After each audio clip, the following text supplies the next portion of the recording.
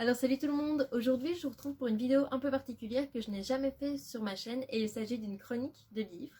Et pour inaugurer cette série de vidéos, j'ai choisi de vous parler d'un livre dont je vous ai déjà parlé sur Instagram et qui est Les Aînés, écrit par Serena Howell et publié chez les éditions de Plume Blanche.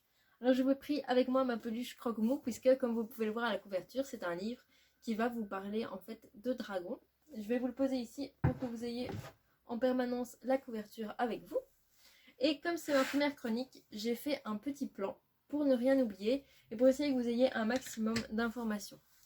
Comme c'est la première fois que je fais ce genre de vidéo, n'hésitez pas à me donner votre avis en commentaire ou en message et à me dire ce que vous aimeriez que je change ou que j'améliore. Alors, la première chose à vous présenter, c'est un peu l'univers dans lequel nous plonge ce livre. Dans ce livre-ci, vous allez découvrir un univers qui mêle dragons et humains, où chacun des dragons, en fait, est lié à un être humain. Et lorsque cet être humain meurt, le dragon renaît sous la forme d'un œuf. Et cet œuf va être lié à un nouvel humain qui sera son nouveau maître. Et c'est comme ça que ça se passe dans chaque cycle. Le royaume, il est divisé en 7, qui normalement devrait appartenir à un dragon, qui devrait régner sur ce royaume. Mais vous verrez par la suite que le nombre de dragons ne s'élève qu'à 6, et vous comprendrez à la fin du livre pourquoi.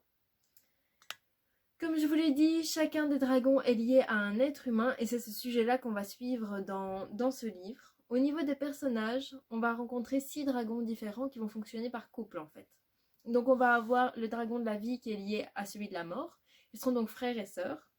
Le dragon feu qui va être lié au dragon d'eau. Là aussi on aura un couple frères et sœurs.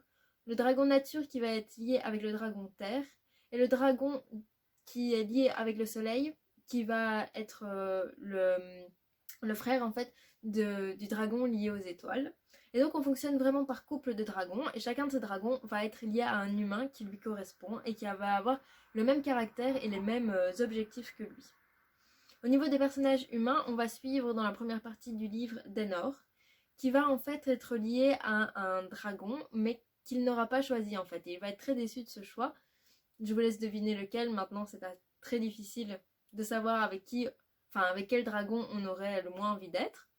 Et on va suivre Emeric en fait qui est son ami et qui lui va rester en fait dans cet univers de la tour qui est l'endroit où les dragons et les êtres humains restent ensemble pour être formés et devenir maîtres en fait des dragons.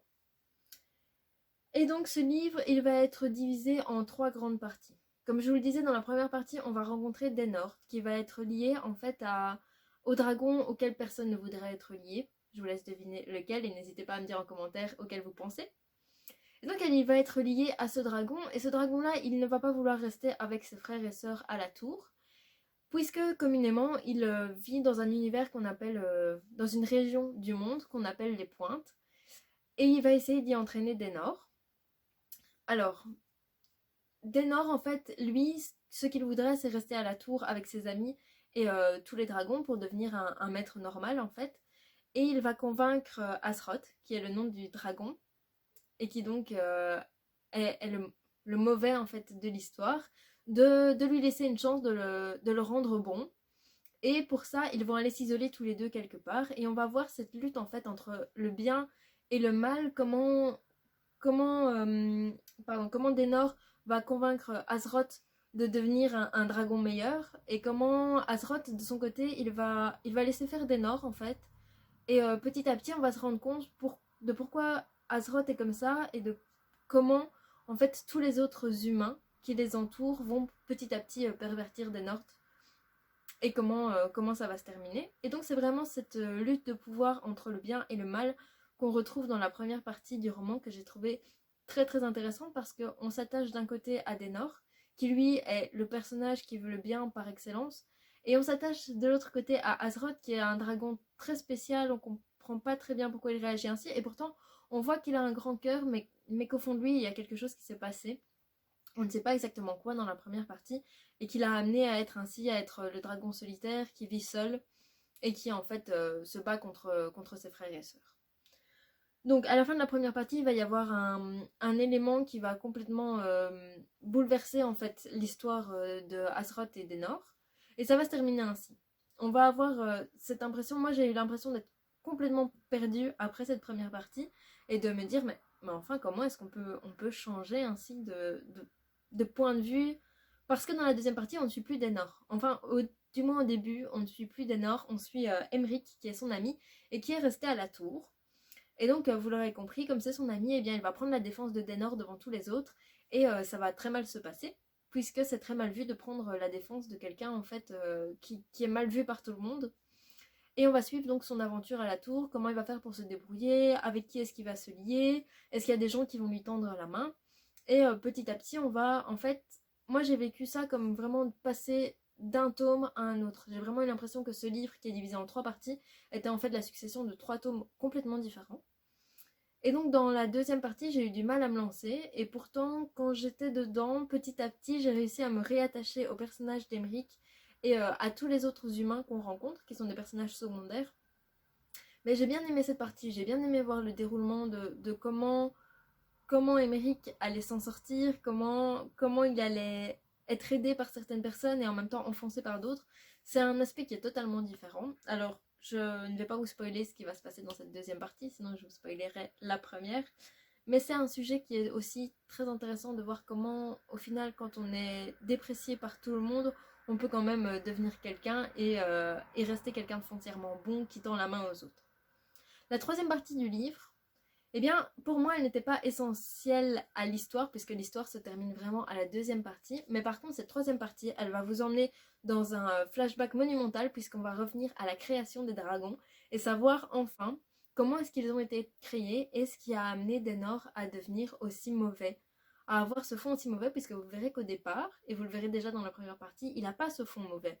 Mais petit à petit, on l'a poussé à devenir comme ça, et on va vous expliquer dans la troisième partie, pardon, tout ce qui va se passer dans son enfance, donc quand il naît, de mauvais et ce qui va le pousser à devenir ainsi. Et donc, au final, j'ai vraiment trouvé que ce livre, c'était une critique en fait de la société, peut-être pas dans laquelle on vit, parce que ça a des rapports, mais c'est une société complètement différente de la nôtre, mais comment les êtres humains pouvaient pousser les autres à devenir mauvais, alors qu'au départ, ils ont un fond foncièrement bon. Et c'est cette critique du bien et du mal, de savoir comment le bien va dominer le mal, ou alors comment le mal va prendre le dessus sur le bien en fait. Et j'ai vraiment adoré ce roman pour cette partie très, pas, peut-être pas philosophique, mais qui amène quand même à une réflexion sur le bien et le mal. Et en plus avec cet univers de dragons qui moi m'est très cher, parce que ce sont des créatures que j'aime énormément. Alors je vous le disais, ce tome c'est le premier d'une série, je ne sais pas de combien, peut-être que j'aurai la réponse et que je vous la mettrai en commentaire, mais le deuxième tome sort en 2021. Alors je ne sais pas du tout comment ça va se passer, puisque pour moi la première histoire elle a été complètement clôturée, le début aussi, enfin j'ai eu toutes les réponses auxquelles je m'attendais, et donc je me demande si on va retrouver les dragons avec d'autres personnages, ou si on va continuer l'histoire en fait du début et voir comment ça va se passer. Je ne sais pas du tout à quoi m'attendre, mais j'ai en tout cas hâte de m'y plonger, puisque j'ai beaucoup aimé la plume de Serenia Howell, qui même si ce livre est très gros, puisqu'il fait plus de 600 pages, arrive quand même à nous porter, à nous transporter, et on ne voit pas les pages défiler. Alors je ne sais pas si j'ai autre chose à vous dire, peut-être que la seule critique que je pourrais faire au livre, et si jamais vous l'achetez, gardez bien ça en tête, c'est qu'au départ quand on retrouve en fait l'œuf, donc Azeroth dans son œuf, et qu'il éclose, c'est un bébé dragon. Et donc il parle comme les enfants très jeunes, par exemple, moi aimer, moi faire, moi dire. Et c'est un langage qui au départ m'a vraiment agacée, je me suis dit, je ne peux pas tenir 600 pages en lisant des dialogues de dragons qui n'arrive pas à faire une phrase, mais c'est quelque chose qui passe très vite. Dans le livre, je dirais qu'après 100 ou 150 pages, c'est terminé. En fait, Azeroth grandit très vite.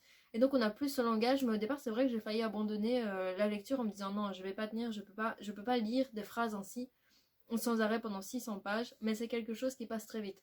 Donc, je vous encourage à tenir le coup si vous le commencez, parce qu'il vaut vraiment la peine d'être lu jusqu'à la fin. Et pour moi, ça a vraiment été un coup de cœur pour cette année. Et donc je vous le conseille sans aucun doute de le lire. Voilà, je vous embrasse et n'hésitez pas à me dire en commentaire ce que vous avez pensé de la chronique.